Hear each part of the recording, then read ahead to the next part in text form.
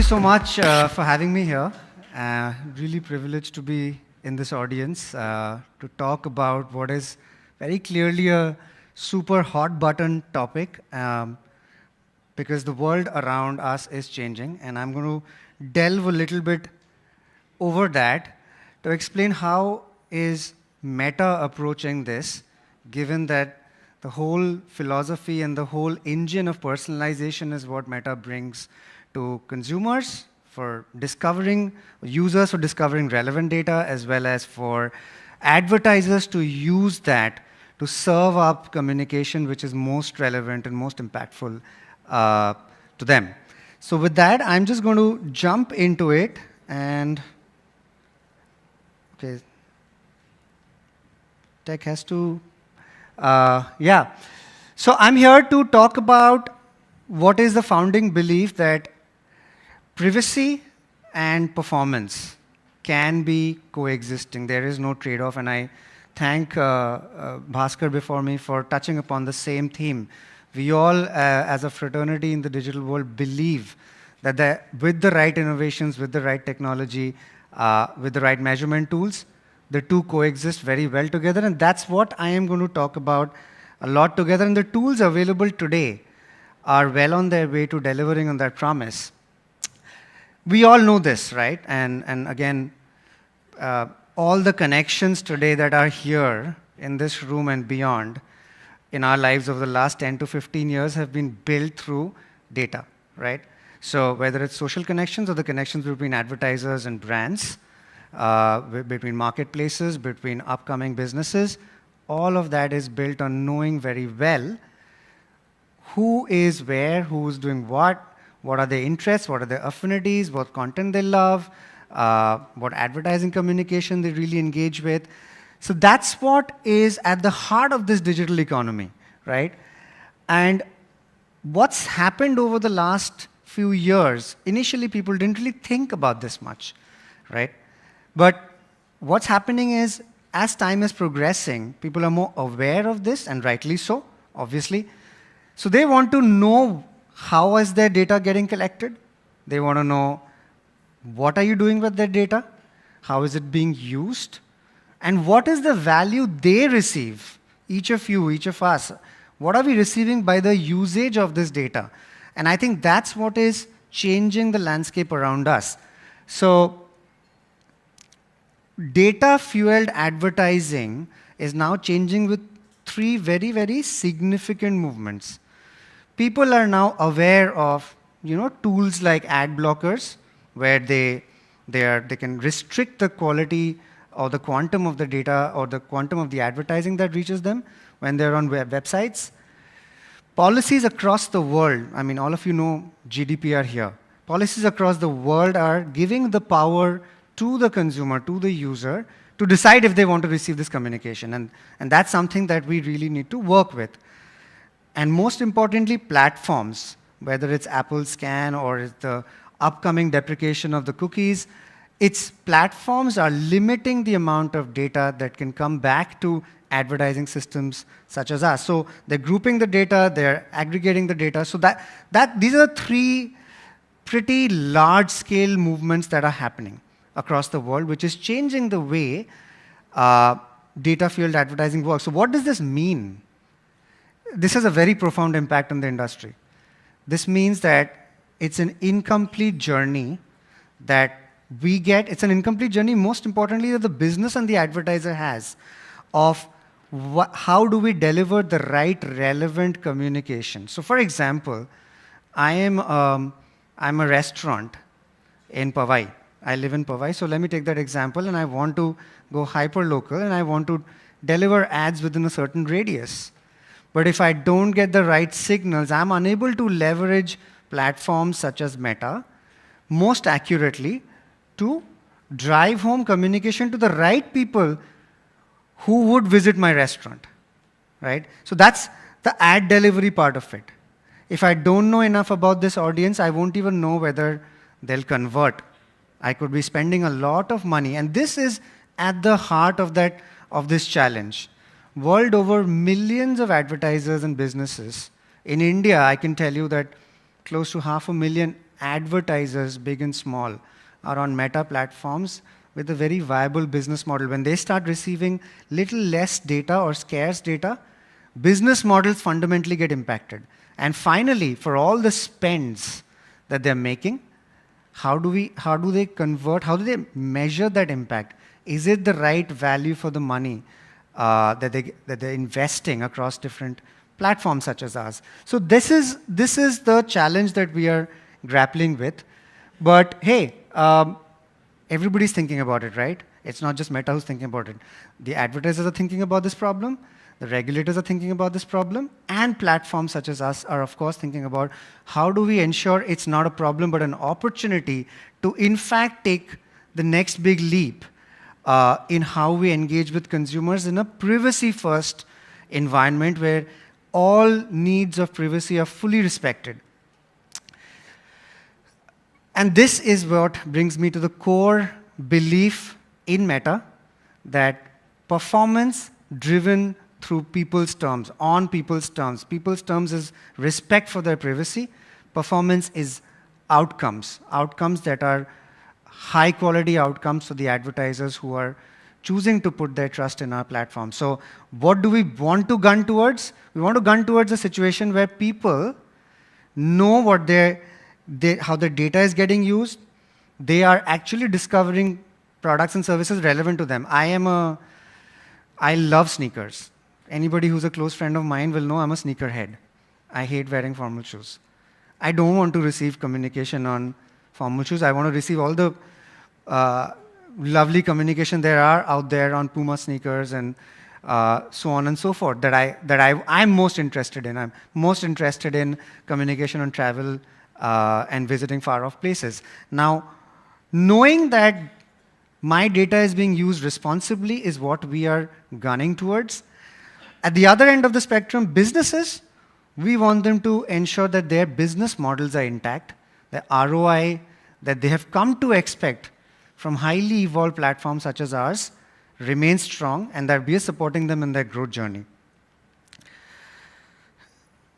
And so therefore, there is no contradiction. And I'm going to take a next few minutes, stay with me on this, that it's a profound truth that often escapes a lot of people in this entire debate on data. Sharing data is bad. No. Personalized ads are valuable to businesses because it enables them to maintain a very, very efficient business model that in turn benefits consumers like yourself and me. Yeah? If we don't enable that level of personalization, across the world you're going to see untenable business models which will lead to cost inflation for everything that we buy today. And the fact that this personalization and data privacy can coexist. I'm going to take you through a quick framework on how we are seeing this and what are the tools that are available today. There are three parts to this. How do we receive this data in a secure and reliable way, respecting privacy? How do we deliver this and optimize this for certain objectives for the business? And how do we measure and report in a way that is meaningful to the business? All on a foundational layer of trust between us and the user, users such as yourself and me, where the trust is that my data is being used in a way that I am giving that access, in a way that I believe is safe, right? So I'm going to actually not talk about the first, I'll come to the first last, how we receive this data, but I'm going to talk about tools on the other two sides of this framework, which is the delivery and the optimization first. What we are doing right now is enabling so there's already a very large value that our platforms already deliver with the power of machine learning. And again, Bhaskar, I think you touched upon this already. The machine learning is what powers this level of analysis of the data and then delivery to the right consumer. And it's a machine that continues to learn and gets better with every passing signal. What we are adding to that is multiple different features now as we speak, so that businesses such as yourself or the ones you interact can ensure that the optimization is even richer, even in the absence of personal level data that they used to get today, right? So whether it's custom event optimization, what does that mean? I'll take an example of financial services, whether it's you want to optimize for a user who bought a loan already, and you want to cross-sell, upsell. There were standard set of events that were available. Now we are enabling a lot more custom events based on what is valuable to the business. If it's a media and OTT business that is looking at subscriptions, can we enable an event that can be passed for those who have stayed within the funnel, they have subscribed to the free trial, and they have then ensured they've bought that subscription. So it's far more deep funnel, it's custom. Cross-channel optimization effectively means that the system will pick up more signals across your website and your business app, right? And then mix that to give you a better optimization rather than do this separately. So India is an app-first market, but it's still got a very significant representation of businesses, especially in the D2C world, which rely on their websites for the business, whether it's D2C, whether it's e-commerce, whether it's FinServ. A lot of verticals and a lot of industries today continue to rely heavily on the traffic that they generate on their own websites. So how do we ensure that the app ecosystem and the website ecosystem signals together help optimize better? And most importantly, what's coming up very soon, around now it's in beta, but in 2023, businesses will start to use this actively. This is late stage, post-conversion. Like, look at EdTech is an industry that grew massively during the unfortunate last 2 years of COVID, but now it's here to stay. But what they need is a very specialized support in which they need to optimize for somebody who's booked a demo class for the child and taken the demo class, not just booked it and bounced. That happens a lot, right? So when you book and actually execute the class, the advertiser wants to optimize for that. How do we enable that? Through post-conversion, deep funnel, going lower than lower funnel events. That's the whole intention, to enable businesses to optimize much better.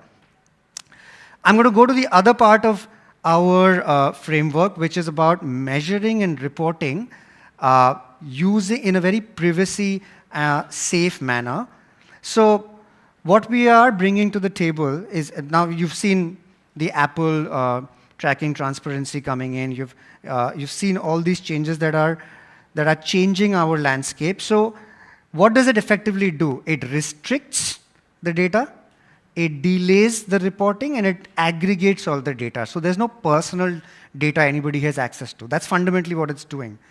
What we are doing on that kind of data that is passed back to the systems is, through aggregate events measurement, lots of jargon, forget the jargon. Fundamentally what we're doing is take that data and put our own conversion modeling, which we've been doing to really improve the quality of the data that's passed back to us using, again, machine learning, so that the reporting is based in a privacy aggregated way, in a massive aggregated way. You're not using any of the user-generated data. You're not getting most of the user-generated data, but you're not even using it, not even intending to use it. So the measuring and the reporting happens in a delayed and aggregated manner using conversion modeling. Fundamentally, what conversion modeling is, it's a AI-based model that uses probabilistic outcomes to report the impact of your campaign. Finally, I'm going to come to what holds this all together, is how do we therefore receive all this data which is coming to us in a privacy-first manner. The core of this is being reliable. The core of what we believe as an organization is, if we are reliably getting privacy-aggregated data, we are then able to deliver back to the consumer safety, privacy, but also relevance of the content that they will receive from our systems. And at the heart of this is what is called Conversions API. A lot of advertisers will know of this as CAPI, but fundamentally, I will explain this to you. It's very simple. Till now, how this optimization and reporting was happening and the capture of the data was happening was through the metapixel, the data that the businesses would pass back to us through the metapixel. Now, in the future, what we are looking to do, and in fact, it's not even in the future, it's now. What we are already doing and we'll be looking to do at much greater scale is a direct server-to-server connection. Fundamentally, if the business is looking at its data at an aggregated level and passing it back from the server, we're no longer receiving user or personal information, but we're receiving far more reliable information versus the pixel directly from their systems, from the business systems to the meta systems. So richer data, but privacy-first data. This is at the heart of what we are doing. I'm not going to go into the technicalities of it. It's post-lunch session. I don't want to bore any of you. What I would also like to add is this enables us to do one more thing. Every industry has its own particular nuance of what is meaningful to them. If I look at auto, for example, the CRM data they capture is very important to them because that's how they then get into the whole journey of taking the consumer towards a closure of a sale or a post-sale, right? You can input many different kinds of such data, CRM data, lead ads, all of that data that comes through the funnel, through the pipeline for a business, you can integrate it into this conversions API model to further enrich the data that we will receive. And again, all of this is privacy safe, aggregated, no user level. So that's what is at the heart of this engine that we're looking at. I'm just going to wrap here with a few first case examples of what the encouraging signs we're already receiving about how this is the way forward. So we did some analysis and across some 29 odd experiments, A/B experiments globally on as we started rolling out CAPI from last year onwards. The aggregate level, we already have seen a 13% improvement in the cost per actions. And this is with data that is not personal. This is with data that is aggregated and safe. If I look at just one particular case study, advertisers that had CRM integrated, 26 CRM integrated advertisers, we piloted Conversions API with them, led to greater than 20% increase in lead to sale conversion. Fundamentally, what it's basically saying is if I can take the data that the advertiser is willing to share and that is safe, I can use my systems already in CAPI to improve the final outcome. Hyundai in France saw a 42% jump in qualified leads at a 1/3 lower cost. So that's the kind of impact we saw globally. Even back home, closer home, an edtech organization called Bright Chance, many of you might know this.